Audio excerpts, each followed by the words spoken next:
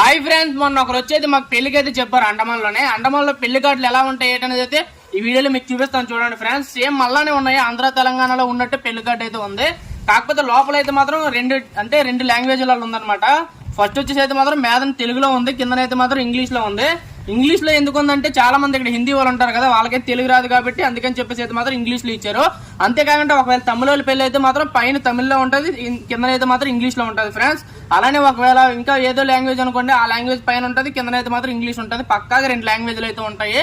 ఇది friends video అయితే మాత్రం ఎంతకీ నేను పెళ్లికి వెళ్ళానా లేదని కదా మీకు డౌట్, అది కూడా చూపిస్తాను చూడండి ఫ్రెండ్స్. నేను చెప్పాలంటే నేను బర్త్డే పార్టీ వదలు, అలాంటి పెళ్లి పార్టీ అంటే ఎందుకు వదిలేస్తాను. నేనైతే మాత్రం వచ్చాను, నేనే కాదు అండమాన్లో ఉన్న ప్రతి ఒక్కరు ఈ పెళ్లి పార్టీ అనగానే వస్తారు. ఎందుకంటే ఇక్కడ మనకి పెళ్లి భోజనాల్లో కూడా మాంసం అనేది మాత్రం పెడతారనమాట.